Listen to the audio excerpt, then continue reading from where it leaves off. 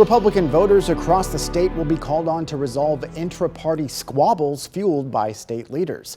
One race we're watching is a House district battle unfolding in the Texas Hill Country. The two leading candidates are a freshman incumbent looking for her second term and a former lawmaker hoping to return to the Capitol. Our Will DuPree has a closer look.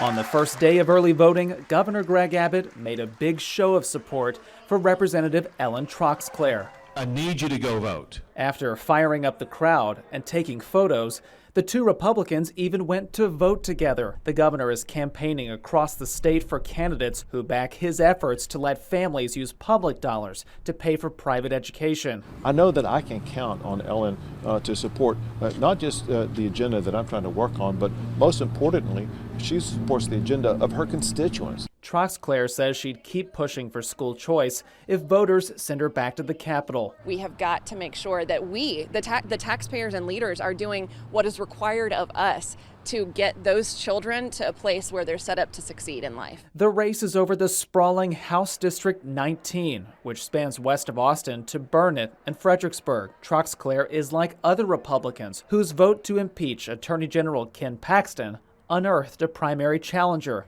I think the impeachment vote just took it over the top.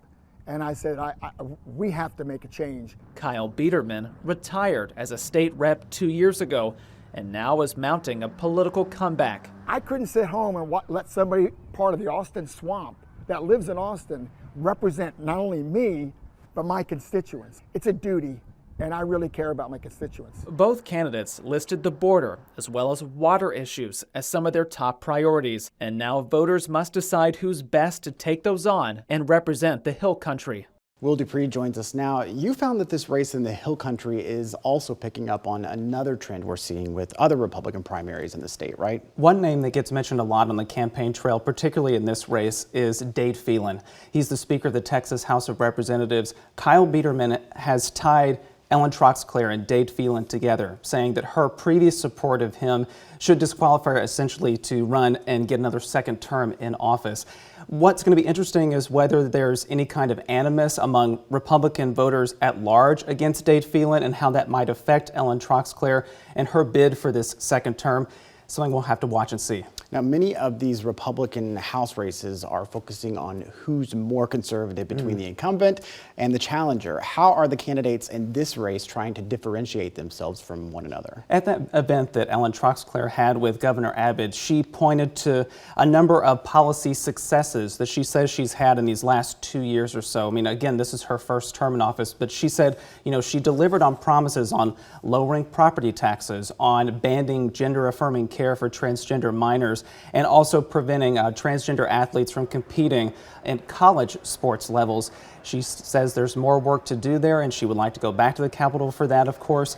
Kyle Biederman, on the meantime, says that he is hoping that he is going to be sent back to the Capitol for another term in the legislature there. He is saying that he would try to throw Dade Phelan out as House Speaker and also block any kind of Democrats from leading committees. That's another criticism that some Republican voters and other leaders across the state have brought up.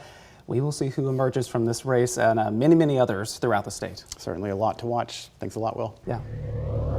A new state law is supposed to make toll road bills more transparent, but our investigation found drivers are still feeling financial frustration.